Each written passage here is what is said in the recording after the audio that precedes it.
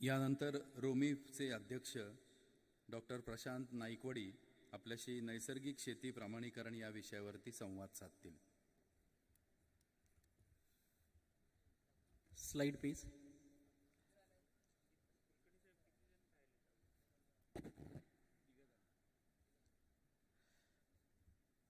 आदरणीय व्यासपीठावरील आदरणीय त्याचप्रमाणे संपूर्ण महाराष्ट्र राज्यातून उपस्थित असलेले सर्व शेतकरी बांधव, खरं तर वेळेचा विचार करता वेळ फार कमी आहे आणि माझ्यासमोर विषय जो आहे तो सेंद्रिय शेती किंवा नैसर्गिक शेतीचं प्रमाणीकरण असा आहे. भारतीय प्राकृतिक कृषी व्यवस्था जी आहे त्यामध्ये तुम्ही प्रमाणीकरणासाठी ज्या ज्या काही गोष्टी एक्सपेक्टेड आहे त्या जर गोष्टी तुम्ही केल्या तर तुम्हाला सेंद्रिय शेतीचं प्रमाणीकरण हे करता येणार आहे. नेक्स्ट, आपल्याकडं प्रमाणीकरण जर करायचं असेल सेंद्रिय शेतीचं किंवा नैसर्गिक शेतीचं तर दोन पद्धतीने आपल्याला सेंद्रिय शेतीचं प्रमाणीकरण करता येतं. ज्या शेतकऱ्यांना त्यांच्या मालाची निर्यात करायची आहे अशा शेतकऱ्यांनी राष्ट्रीय कार्यक्रम जो आहे आपला national programme for organic production याप्रमाणे त्यांच्या शेताचं प्रमाणीकरण करणं अपेक्षित आहे. आता या प्रमाणीकरणामध्ये एकटा सिंगल शेतकरी म्हणजे स्वतः एकटा शेतकरी त्याचं शेताचं प्रमाणीकरण करू शकतो किंवा किमान 25 शेतकरी जास्तीत जास्त 500 शेतकरी असा एक गट एकत्र जर आला तर ते त्यांच्या शेताचं प्रमाणीकरण करून घेऊ शकतात. आणि दुसरं आपल्याकडे जे आहे ते पार्टिसिपेटरी गॅरंटी सिस्टीम म्हणून आहे, ज्याच्यामध्ये शेतकऱ्यांचा गट आता त्याच्यामध्ये एक शेतकरी सुद्धा त्याचं प्रमाणीकरण करून घेतो, पण किमान 5 शेतकरी जास्तीत जास्त 20 शेतकरी जे आहेत हे त्या शेतकऱ्यांचा गट जो आहे हे त्यांचं प्रमाणीकरण करून घेऊ शकतात. एनपीओपीला थर्ड पार्टी सर्टिफिकेशन असं म्हणतात, जे 32 प्रमाणीकरण संस्था आहेत ज्याला अपेडाने आज मान्यता दिलेली आहेत. या 32 प्रमाणीकरण संस्थेचे जे निरीक्षक आहे ते येऊन तुमच्या शेताचं निरीक्षण करतात. परंतु पार्टिसिपेटरी गॅरंटी सिस्टीममध्ये सहभागिता हमी प्रमाणीकरण योजनेमध्ये शेतकरीच त्यांच्या शेताचं प्रमाणीकरण करत असतात. एक जो आपला शेताचा गट असतो त्या गटामधले ज्या शेतकऱ्यांना लिहिता वाचता येतं असे शेतकरी इतर शेतकऱ्यांचं प्रमाणीकरण करत असतात. नेक्स्ट, सेंद्रिय शेतीचा जो राष्ट्रीय कार्यक्रम आहे हा साधारणतः 1 ऑक्टोबर 2001 रोजी सुरू झाला. याचं FTDR foreign trade regulation development act याच्या अंतर्गत रजिस्ट्रेशन करण्यात आलं आणि त्यामुळे हा जो संपूर्ण प्रोग्राम आहे हा निर्यातक्षम करण्यात आला. जर आपल्याला कुठली वस्तू जर आपल्याला निर्यात करायची असेल तर FTDR जो ऍक्ट आहे त्याच्यामध्ये त्याचं नोंदणीकरण करावं लागतं. हा संपूर्ण जो कायदा आहे हा संपूर्ण कायदा FTDR ऍक्ट जो आहे 1992चा यामध्ये रजिस्टर करण्यात आला आणि त्यामुळे आज national programme for organic production जो आहे हा आपला देशाचा सेंद्रिय शेतीचा राष्ट्रीय कार्यक्रम आहे आणि आपल्याला ज्या ज्या गोष्टी निर्यात करायच्या आहेत त्याच्या अंतर्गत आपण त्या करू शकतो. इंडिया ऑर्गॅनिक हा त्याचा लोगो ठरवण्यात आलेला आहे आणि आपण वेगवेगळ्या परदेशातले जे वेगवेगळे जे स्टँडर्ड्स आहेत जसं international federation of organic agriculture मुवमेंटचं स्टँडर्ड आहे, जसं युरोपियन रेग्युलेशन्स आहेत, जसं नॅशनल ऑर्गॅनिक प्रोग्राम जो आहे United State department of agriculture याच्याबरोबर आपण लॅटरल ॲग्रीमेंट साईन केलेले आहेत आणि आज आपण जवळपास 69 देशांमध्ये आपल्या भारतामधून दरवर्षी निर्यात करत असतो आणि ही आकडेवारी दरवर्षी वाढत जात आहे.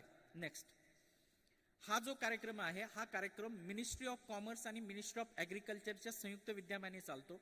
याच्यामध्ये नॅशनल ॲक्रिडेशन बोर्ड जी आहे ही ज्या प्रमाणीकरण संस्था आहेत त्या प्रमाणीकरण संस्थांना मान्यता देणं त्यांच्यावर देखरेख ठेवणं यासाठी काम करते. आणि जी ॲपेड आहे agriculture and process food export development authority ही ह्या कार्यक्रमाची सेक्रेटरीय संस्था आहे आणि ही मिनिस्ट्री ऑफ कॉमर्सच्या अंडर येते. म्हणून हा कार्यक्रम मिनिस्ट्री ऑफ कॉमर्सच्या अंडर रन होतो आहे, परंतु आता मिनिस्ट्री ऑफ ॲग्रिकल्चर सुद्धा याच्यामध्ये आलेला आहे. आणि ज्या प्रमाणीकरण संस्थांना मान्यता देण्यात आलेली आहेत ह्या इंटरनॅशनल स्टँडर्ड ऑर्गनायझेशन 65 प्रमाणे सर्टिफाईड असतात आणि 32 प्रमाणीकरण संस्थांना आज म्हणजे भारत देशामध्ये आपण जर पाहिलं तर 32 प्रमाणीकरण संस्था काम करतात. महाराष्ट्र राज्यामध्ये जर आपण पाहिलं तर नोका नावाची संस्था आहेत, त्याची MD देशमुख साहेब आपल्यामध्ये अवेलेबल आहेत.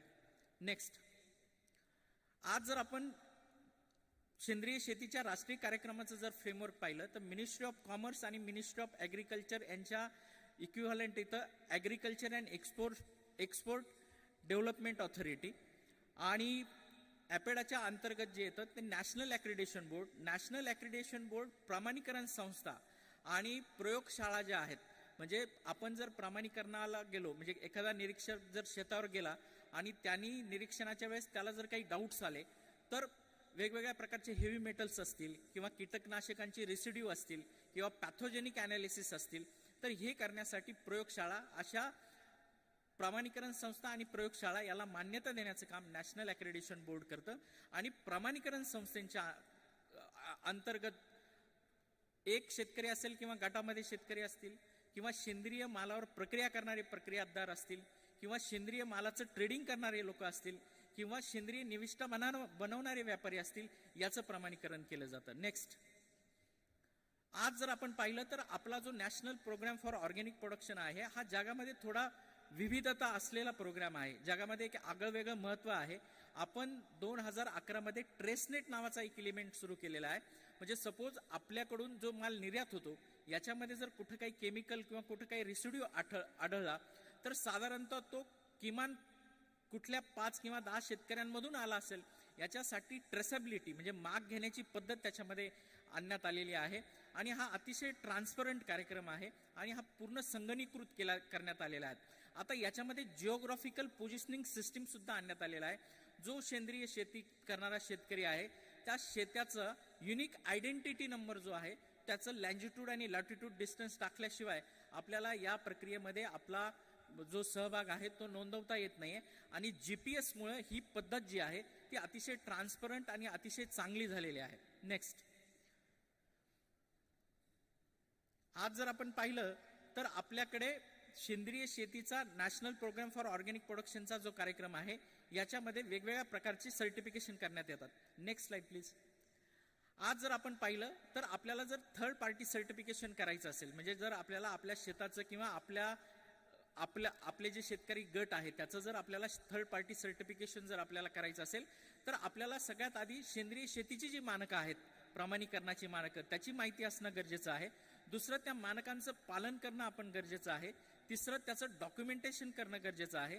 चौथं, आपलं वर्षभराचं प्लॅनिंग असणं गरजेचं आहे, की आपण साधारणतः कुठलं बी लावणार आहे, खत वापर धोरण आपला कसा असणार आहे, कीड रोग आणि तण नियंत्रण आपण कसं करणार आहे, आंतरपिकं आपण कुठले घेणार आहोत, त्याच्यानंतर मुख्य पिकं कुठले घेणार आहोत, साधारणतः याचं उत्पादन आपलं किती येणार आहे, दूषितीकरणाचं नियंत्रण आपण कसं करायचं आहे, या सगळ्या पद्धतीने आपण वर्षभराचं नियोजन करायचं आहे. त्यानंतर थर्ड पार्टी सर्टिफिकेशन मध्ये फीज एक घटक आहे, की जो शेतकऱ्यांच्या दृष्टीने थोडा किचकट असा घटक आहे. परंतु जर आपण इंटरनल कंट्रोल सिस्टीम प्रमाणे, म्हणजे किमान 25 शेतकरी, जास्तीत जास्त 500 शेतकरी जर एकत्र येऊन प्रमाणीकरण केलं, तर 1 हेक्टरी साधारणतः दरवर्षी 800 ते 1200 रुपये इतका कमी खर्च येतो. त्यामुळे जर आपण एकत्रित येऊन खर्च केला किंवा एकत्रित येऊन जर प्रमाणीकरण केलं, तर ते अतिशय परवडणारं आणि अतिशय सोपं असं माध्यम आहे. Next slide please. त्याच्यानंतर पार्टिसिपेटरी गॅरंटी सिस्टीमचा जर आपण विचार केला, तर 2014ला नमामि गंगे योजनेअंतर्गत राष्ट्रीय शाश्वत अभियान याच्या अंतर्गत परंपरागत कृषी विकास योजनामध्ये सेंद्रिय शेतीची जी योजना आहे त्याच्यामध्ये सहभागिता हमी प्रमाणीकरणाचा समावेश करण्यात आला होता. 2014 ते 2019 पर्यंत मी सल्लागार समितीमध्ये काम करत होतो आणि जवळपास बहुतांश जिल्ह्यांमध्ये पार्टिसिपेटरी गॅरंटी सिस्टीमचा प्रचार आणि प्रसार करण्याचं काम माझ्याकडे होतं. आणि मोस्टली म्हणजे कोकण असेल, विदर्भ असेल, मराठवाडा असेल किंवा पश्चिम महाराष्ट्र असेल, बऱ्याचशा ठिकाणी सहभागिता हमी योजनेमध्ये आपली जी योजना होती परंपरागत कृषी विकास योजना, याच्यामध्ये हजारो शेतकऱ्यांनी सहभाग नोंदवला होता. आणि ही योजना अतिशय सोपी आहे. म्हणजे आता प्रमाणीकरण आपल्या हाती, प्रमाणीकरण आपल्या दारी अशी म्हणायची वेळ आलेली आहे. या प्रमाणीकरण सिस्टीममध्ये जो शेतकऱ्याचा खर्च आहे तो अगदी नगण्य, म्हणजे 300 रुपयापासून तर 1000 रुपयापर्यंत आहे. ती जी प्रादेशिक परिषद आहे, त्या प्रादेशिक परिषदेशी जर आपण चांगलं टायअप केला, आपण जर त्यांच्याशी चांगला संबंध ठेवला, तर आपल्याला आपला जो गट आहे तो गट वाढून आपल्याला सहभागिता हमी प्रमाणीकरण योजना जी आहे ती राबवता येते. डोमेस्टिक जे मार्केट आहे, म्हणजे आपल्या देशांतर्गत असेल किंवा स्थानिक मार्केटला आपल्याला जर विश्वासार्हता प्रदान करायची असेल आणि जास्तीत जास्त सेंद्रिय शेतीमध्ये आपल्याला जर सहभाग नोंदवायचा असेल, तर सहभागिता हमी प्रमाणीकरण योजना ही अतिशय लाभदायक आणि अतिशय चांगली आहे. ह्या centre for organic farming Ghaziabad आहे. हा जो कार्यक्रम आहे हा कार्यक्रम मिनिस्ट्री ऑफ ॲग्रिकल्चर आणि फार्मर्स वेलफेअर याच्या अंतर्गत पेनिट्रेट केला जातो आणि एनसीओच्या ज्या विभागीय संस्था आहेत त्या झोनल परिषदा म्हणून याच्यामध्ये काम करतात आणि मग वेगवेगळ्या फार्मर प्रोड्युसर ऑर्गनायझेशन असेल, सेल्फ हेल्प ग्रुप असतील किंवा वेगवेगळ्या प्रकारच्या NGOज असेल, गव्हर्नमेंटची आत्मासारखी एजन्सी असेल, या एजन्सींना प्रादेशिक परिषद म्हणून मान्यता दिलेली आहे. आणि आता त्याच्या पलीकडे जाऊन फॅसिलिटिंग एजन्सी म्हणजे सर्टिफिकेशन फॅसिलिटिंग एजन्सी की एखादी अशी संस्था जी त्या गटातल्या शेतकऱ्यांना सहकार्य करेल, त्यांना प्रशिक्षण देईल, त्यांच्या मार्केटिंगसाठी त्यांना खर्च करेल, त्यांचं इंटरनल इन्स्पेक्शन करून घ्यायला मदत करेल. तर अशा प्रकारे पार्टिसिपेटरी गॅरंटी सिस्टीम जी आहे ती आता आपल्याकडे काम करते आहे. आणि ह्या 2 योजना ज्या आहेत म्हणजे हे 2 जे प्रमाणीकरणाचे माध्यम आहेत या प्रमाणीकरणाच्या माध्यमातून आपण आपल्या शेताचं प्रमाणीकरण करून घेऊ शकतो. Next slide. याच्यामध्ये जर आपण पाहिलं याची जी कार्यप्रणाली तर शेतकरी गट हा महत्वाचा आहे. शेतकरी गटानंतर स्थानिक गट 5 किंवा 10 शेतकऱ्यांचा, त्यानंतर प्रादेशिक परिषदा येतात. प्रादेशिक परिषदेनंतर सेवा पुरवणाऱ्या संस्था फॅसिलिटिंग एजन्सी येतात. त्यानंतर विभागीय परिषदा येतात ज्या एनसीओच्या आहेत आणि त्याच्यावरती राष्ट्रीय परिषद येते जी एनसीओपनी गठीत केलेली असते. नेक्स्ट. आता NPOP आणि आपण PGS म्हणजे पार्टिसिपेटरी गॅरंटी सिस्टीम याच्या पलीकडे जे आपलं फूड सेफ्टी आहे, food safety standard and authority of India यांनी जैविक भारत नावाचा एक कार्यक्रम आणलेला आहे. ज्या शेतकऱ्याचं किंवा ज्या व्यापाऱ्यांचं उत्पादन 12 लाखापेक्षा जास्त आहेत आणि ते त्यांचे सेंद्रिय म्हणजे भले PGS असू द्यात किंवा NPOP असू द्यात, ते त्यांचा माल पॅक करून लेबल करून मार्केटमध्ये विकतायत. अशा शेतकऱ्यांना व्यापाऱ्यांना आता जैविक भारत लोगो घेणं अनिवार्य आहे. याच्यामध्ये आता food safety standard authority of इंडियाचा प्रत्यक्ष सहभाग असणार आहे. तुमचं जे सेंद्रिय पदार्थ आहे तो पदार्थ ज्यावेळेस तुम्ही पॅक करून विकले जातात त्यावेळेस जे फूड इन्स्पेक्टर आहेत हे अन्न आणि भेसळ प्रशासन विभागातले हे तुमचं मार्केटमधून माल उचलू शकतात, त्याचं ॲनालिसिस करून घेऊ शकतात आणि त्याच्यामध्ये जर तफावत जर आढळली, तुम्ही जर ऑर्गॅनिकच्या नावाखाली लोकांना जर फसवत असाल तर इंडियन पिनल कोड प्रमाणे तुम्हाला शिक्षेची तरतूद करण्यात आलेली आहे. किमान 2 वर्षाचा कारावास आणि किमान 50,000 रुपये दंड असं या शिक्षेचं स्वरूप आहे. त्यामुळे जैविक भारत लोगो जो आहे हा आरोग्याच्या दृष्टीने अतिशय महत्वाचा आहे आणि food safety standard authority of इंडियाचा प्रत्यक्ष सहभाग आता ह्या प्रमाणीकरण योजनेमध्ये असणार आहे. Next slide. आता या प्रमाणीकरण यंत्रणेमध्ये आपण कुठल्या कुठल्या गोष्टींचं प्रमाणीकरण करून घेऊ शकतो. सगळ्यात महत्वाचं जे आहे ते पीक उत्पादन. एक सामान्य शेतकरी त्याच्या शेताचं प्रमाणीकरण करून घेऊ शकतो किंवा किमान 25 जास्तीत जास्त 500 शेतकरी एकत्र येऊन गटाद्वारे त्यांच्या शेताचं प्रमाणीकरण करून घेऊ शकतात.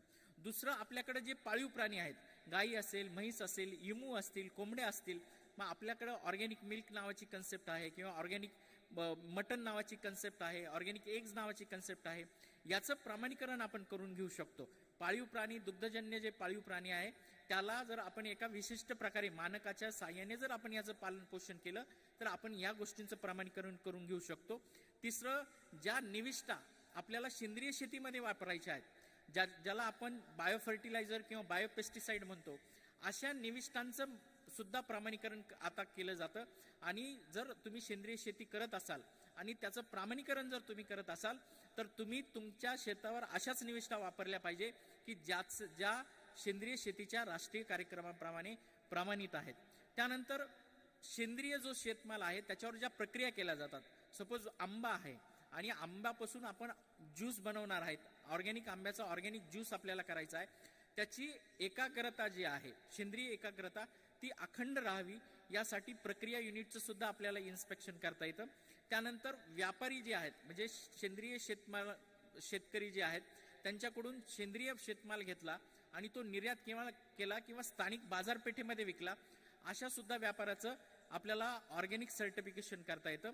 त्यानंतर जंगलामध्ये राहणारे जे आदिवासी शेतकरी आहेत, आपण जर त्यांच्या मार्फत जंगलामध्ये मिळणाऱ्या वनस्पतींचे म्हणजे आवळा असेल, रिठा असेल, ब्राह्मी असेल, सिकाकाई असेल, याचे जर आपण प्लांट पार्ट गोळा केले तर त्याचं सुद्धा वाईल्ड कल्टिवेशनच्या अंतर्गत आपल्याला सर्टिफिकेशन मिळू शकतं. कोकणामध्ये आपल्याकडं काजू जो होतो त्या काजूचं किंवा कोकमचं सुद्धा आपल्याला वाईल्ड हार्वेस्टच्या अंतर्गत ऑर्गॅनिक सर्टिफिकेशन करता येतं. याच्यामध्ये एक झूम कल्टिवेशन नावाची संकल्पना आहे. जे आदिवासी शेतकरी आहेत, हे आदिवासी शेतकरी पहिल्या वर्षी एका ठिकाणी शेती करतात, दुसऱ्या वर्षी ते शेत साफ करतात, तिथं त्यांची शेती करतात. त्याला आपण झूम कल्टिवेशन असं म्हणतो. याचं ऑर्गॅनिक सर्टिफिकेशन होतं. आणि वाईल्ड कल्टिवेशनचं जे सर्टिफिकेशन आहे ते एकाच वर्षामध्ये होतं. त्यानंतर सेंद्रिय मधमाशी पालन प्रमाणीकरण सुद्धा आपल्याला याच्यामध्ये होतं. जे आपण पेट्या लावतो त्याचं सुद्धा प्रमाणीकरण आपल्याला करता येतं. आणि पाण्यातील जे प्राणी आहेत, ऑक्टोपस असेल, फिश असेल किंवा प्रॉन्स असेल, याचं सुद्धा ऑर्गॅनिक सर्टिफिकेशन केलं जातं. Next slide. आता आपल्याला सेंद्रिय प्रमाणीकरण आपल्याला करायचं आहे. मी एक 5 मिनिटात फक्त संपवतो. आपल्याला सेंद्रिय शेतीचं प्रमाणीकरण करायचं आहे तर आपल्याला कुठल्या कुठल्या गोष्टींची काळजी घ्यावी लागते. तर सगळ्यात महत्त्वाचं निवास व्यवस्थापन करणं गरजेचं आहे. जर आपल्याला आपल्या शेताचं ऑर्गॅनिक सर्टिफिकेशन करायचं असेल तर आपण ज्या क्षेत्रावर सेंद्रिय शेती करणार आहोत त्या क्षेत्राच्या बॉर्डरवर आपण असे पिकं लावले पाहिजेत जे मित्रकिडींना मोठ्या प्रमाणात थारा देतील, जे पक्ष्यांना थारा देतील, ज्या ठिकाणी मोठ्या प्रमाणात गांडूळ येऊ शकतील, ज्या ठिकाणी मोठ्या प्रमाणात जैवविविधतेबरोबर बायोविविधता म्हणजे बायोडायव्हर्सिटी सुद्धा निर्माण होऊ शकेल. अशा पद्धतीसाठी आपण निवास व्यवस्थापन करणं याच्यामध्ये गरजेचं आहे. नेक्स्ट त्यानंतर पीक व जैवविविधता. जर आपल्याला ऑर्गॅनिक फार्मिंगचं म्हणजे जर आपण सेंद्रिय शेती करत असू किंवा नैसर्गिक शेती करत असू किंवा कुठल्याही प्रकारे प्राकृतिक शेती करत असू तर आपल्याला आपल्या शेतावरती पीक विविधता मेंटेन ठेवणं गरजेचं आहे. आपण जे मुख्य पीक लावतो त्याच्याबरोबर आपण द्विदल वर्गीय पीक लावणं गरजेचं आहे. मग द्विदल वर्गीय पीक जर आपण लावलं तर सगळ्यात महत्त्वाचं एक तर ते क्रॉप इंडिकेटर म्हणून काम करतात. दुसरं महत्त्वाची गोष्ट की ते ट्रॅप क्रॉप म्हणून काम करू शकतात. द्विदल वर्गीय वनस्पती जे आहेत ते मोठ्या प्रमाणात नायट्रोजन देतात. त्याचप्रमाणे आपल्याकडं मित्रकिडींची संख्या वाढवण्यासाठी काही वनस्पती काम करतात. तुम्ही जर मोठ्या प्रमाणात मका घेतली तर मक्यावर लेडीबर्ड बीटल येतो.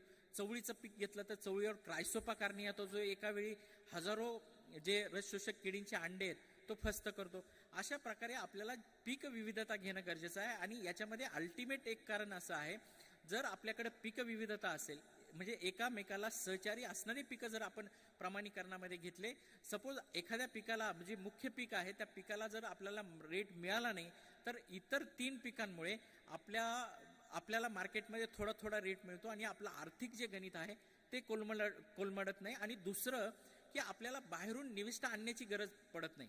कारण आपण जर पीक विविधता घेतली आपल्या शेतावर तर आपल्याकडे नायट्रोजनचं पण काम होतंय. आपल्याकडे मित्रकिडी आल्यामुळे आपल्याकडे रसशोषक किडींचं पण नियंत्रण केलं जातंय. ट्रॅप क्रॉप जर आपण घेतलं तर किडींना प्रवृत्त करण्याचं सुद्धा आपल्याकडे काम केलं जातंय. त्याच्यामुळे एक प्रकारे आपला जो खर्च आहे तो खर्च याच्यामुळे कमी होतो. Next slide. याच्यामध्ये आदर्श पिकांचा फेरपालट जर आपण पाहिला तर जे हिरवळीची पिकं आहेत, ऑर्गॅनिक कार्बन जर आपल्याला वाढवायचं असेल तर ऑर्गॅनिक कार्बन आपल्या जमिनीत झपाट्याने जर आपल्याला वाढवायचं असेल तर जे आपले हिरवळीचे पिकं आहेत, ताग असेल, ध्यांचा असेल किंवा आपली चवळी असेल, तर या पिकांचा समावेश जर आपण आपल्या पिकांमध्ये केला आणि जर फुलोऱ्यात आल्यानंतर ही पिकं जर आपल्या जमिनीत गाडले तर त्याच्यामुळे आपला ऑर्गॅनिक कार्बन मोठ्या प्रमाणात वाढतो. त्याच्यामुळे आपण आदर्श पिकांचा फेरपालट ज्यावेळेस करतो त्याच्यामध्ये आपण हिरवळीच्या खतांना सुद्धा महत्त्व देणं गरजेचं आहे. नेक्स्ट त्याच्यानंतर रूपांतराचा कालावधी काय असतो. जर माझा मला सेंद्रिय शेतीचं प्रमाणीकरण करायचं आहे आणि साधारणतः आज मी सुरुवात केली म्हणजे 2022 मध्ये मी सुरुवात केली तर माझं शेत 100% प्रमाणित कधी होईल. तर जर आपल्या शेतावर येणारी जी पिकं आहेत ती जर हंगामी पिकं असतील, एका वर्षामध्ये वाढणारी पिकं असतील तर साधारणतः 24 महिन्यानंतर म्हणजे 3ऱ्या वर्षी आपलं जे पिकं आहेत त्याचं 100% ऑर्गॅनिक सर्टिफिकेशन होतं. आणि जर बहुवार्षिक पिकं असतील म्हणजे जे पिकं एका वर्षापेक्षा जास्त कालावधीत लागतो ज्यांना वाढायला, अशी पिकं जर मी माझ्या शेतामध्ये लावणार असेल तर साधारणतः माझ्या सेंद्रिय शेतीचं ऑर्गॅनिक सर्टिफिकेशन 4थ्या वर्षी म्हणजे 36 महिन्यानंतर 48 महिन्यांमध्ये पूर्ण होईल आणि मग मी 100% माझं पीक ऑर्गॅनिक सर्टिफिकेशन आहे असं म्हणू शकतो. परंतु रूपांतराचा कालावधी किती असला, जर तुम्ही प्रमाणीकरणाला सुरुवात केली, तुमचं पहिल्या वर्षीचं सर्टिफिकेशन झालं तर तुम्ही तुमचा माल इन कन्व्हर्जन ऑर्गॅनिक म्हणून विकू शकतात. कारण त्याला सुद्धा आता अतिशय मोठ्या प्रमाणात डिमांड आहे. त्यामुळे असं समजायची गरज नाही की मी प्रमाणीकरण करतोय आणि मग प्रमाणीकरण केलं म्हणजे मालाचा कारण तुम्ही प्रमाणीकरण करायला सुरुवात केली तर पहिल्या वर्षापासून तुम्ही तुमचा माल इन कन्व्हर्जन म्हणजे रूपांतरित सेंद्रिय म्हणून मार्केटमध्ये विकायला सुरू करू शकता. नेक्स्ट, शेतीच्या दूषितीकरणाचं नियंत्रण. सेंद्रिय शेतीच्या प्रमाणीकरणामध्ये हा अतिशय महत्त्वाचा घटक आहे. जर तुमची शेती सेंद्रिय शेती पद्धतीने असेल आणि तुमच्या बाजूचा शेतकरी जो आहे तो रासायनिक पद्धतीने जर शेती करत असेल तर सगळ्यात महत्त्वाचं तुमच्या आणि त्याच्या शेतामध्ये एक ठराविक अंतर आपण सोडलं पाहिजे. स्टँडर्ड असं सांगत नाही की तुम्ही इतकं सोडा तितकं सोडा, परंतु साधारणतः त्याच्या शेतातून आपल्या शेतामध्ये होणारे जे दूषितीकरण आहे ते किती टक्क्यापर्यंत आहे किंवा त्याचा परिणाम किती होऊ शकतो याचा विचार करून साधारणतः 4 ते 5 फूट अंतर आपण सोडणं अपेक्षित आहे. दुसरी महत्त्वाची गोष्ट, जर रासायनिक शेतकऱ्याच्या शेतामधून पाणी जर आपल्या सेंद्रिय शेतामध्ये येत असेल तर जो बफर झोन आपण सोडलेला आहे त्या बफर झोनच्या साईडला एक कॅनल काढणं गरजेचं आहे आणि त्याच्या शेतातलं जे पाणी आपल्या शेतात येतं ते पाणी आपण बाहेर काढून देणं गरजेचं आहे. तिसरी महत्त्वाची गोष्ट, जो आपण बफर झोन सोडलेला आहे त्या बफर झोनमध्ये आपण बॉर्डर क्रॉप लावणं गरजेचं आहे. बॉर्डर क्रॉप लावल्यानंतर बऱ्याच वेळा होतं काय की बऱ्याच वेळा शेजारचा जो शेतकरी आहे तो रासायनिक पेस्टिसाइडचं स्प्रेइंग करतो, त्याची ड्रिफ्ट आपल्या शेतात उडू शकतात. तर त्याची ड्रिफ्ट आपल्या शेतामध्ये डायरेक्ट न उडता जर बफर झोनमध्ये लावलेले बॉर्डर क्रॉप आहे त्याच्यावर जर ते उडाले तर त्याचं जे दूषितीकरण आहे ते दूषितीकरण कमी होतं. त्याचप्रमाणे त्याच्या शेतावर येणारे फुलपाखरं, पक्षी किंवा कीटक जर त्याच्या शेतामध्ये येऊन बसले स्प्रिंग झालेला असल्यानंतर आणि ते उडून जर आपल्या शेतात आले तर त्याचं सुद्धा मोठ्या प्रमाणात आपल्याकडं कंटॅमिनेशन होण्याचे चान्सेस असतात. परंतु मध्ये जर बॉर्डर क्रॉप असेल तर ते होत नाही. अशा पद्धतीने आपण शेतीच्या दूषितीकरणाचं नियंत्रण करू शकतो. याच्यामध्ये ऊस किंवा जर द्राक्ष किंवा मोठी पिकं असतील तर अशा वेळी आपल्याला बॉर्डर क्रॉप लावायची गरज नाही. आपण जो बफर झोन लावलेला आहे त्या बफर झोनमध्ये हेच पिकं लावायची आणि ज्यावेळेस आपण त्याचं फायनल उत्पादन घेतो त्या फायनल उत्पादन घेतल्यानंतर त्या ज्या 4 ओळी आहेत त्या 4 ओळी आपल्या सेंद्रिय उत्पादनामध्ये धरायच्या नाही. म्हणजे ते इट सेल्फ बफर झोन आणि इट सेल्फ बॉर्डर क्रॉप असं होतं. Next slide please. Next slide. मृदा आणि जलसंधारण एकदम शेवटचा याच्यातला घटक आहे. जर तुम्हाला सेंद्रिय शेतीचं प्रमाणीकरण करायचं असेल तर याच्यामध्ये तुम्हाला मृदा आणि जलसंधारण करणं गरजेचं आहे. तुम्ही तुमच्या जमिनी ज्या आहेत त्या जास्तीत जास्त आच्छादित ठेवणं गरजेचं आहे. तुमच्या जमिनीवर कुठल्या प्रकारचं गवत, कुठल्याच प्रकारची गोष्ट न जाळणं ही अतिशय महत्त्वाची गोष्ट आहे. कारण जो ऑर्गॅनिक कार्बन आहे, जो ऑर्गॅनिक कार्बन वाढायला आपल्याला 3-3 वर्ष लागतात, तो ऑर्गॅनिक कार्बन आपला विदिन द सेकंदामध्ये जळतो. त्याच्यामुळे आपण मृदा आणि जलसंधारण जे आहे याची काळजी घ्यायची असते. खरं तर वेळ फार कमी आहे, परंतु एकदम शेवटची स्लाइड घ्या. माझा कॉन्टॅक्ट नंबर आहे. तुम्हाला काही प्रॉब्लेम आला तर तुम्ही मला कधीही फोन करा. आमची residue free and organic mission India federation नावाची जी संस्था आहे ही नाम फाउंडेशन सारखं थ्रू आउट इंडिया काम करते. अगदी दिल्लीपासून तर तमिळनाडूपर्यंत आमचे लोक काम करतात. आम्ही शेतकऱ्यांना प्रमाणीकरण असेल किंवा मार्केटिंग असेल याच्यामध्ये लिंकेज करून देण्यामध्ये प्रयत्न करतो. आम्ही कुठल्याही प्रकारची फी आकारत नाही. एक सामाजिक दायित्व म्हणून आम्ही हे काम करतो. रोमिफ इंडिया तुम्ही गुगलवर टाकलं तरी तुम्हाला सगळे कॉन्टॅक्ट नंबर येतील. एकदम शेवटची स्लाइड घ्या. माझा कॉन्टॅक्ट नंबर आहे आणि जर तुम्हाला काही अडचण आली तर तुम्ही माझ्याशी कधीही बोलू शकता, मेल करू शकता. वेगवेगळ्या माध्यमांवर माझे भाषणं अवेलेबल असतात. DD सह्याद्री असेल, साम असेल. माझा फोन नंबर लिहून घ्या. 5x8 5 वेळा 8 10 486. 5 वेळा 8 10 486 हा व्हॉट्सअप नंबर पण आहे. तुम्हाला कधीही काही अडचण आली मला फोन करा. मला आयोजकांनी आपल्यासमोर बोलण्याची जी संधी दिली त्याबद्दल मी संपूर्ण कृषी विभागाचा माननीय डवले साहेबांचा खूप खूप आभारी आहे. धन्यवाद. जय हिंद, जय महाराष्ट्र.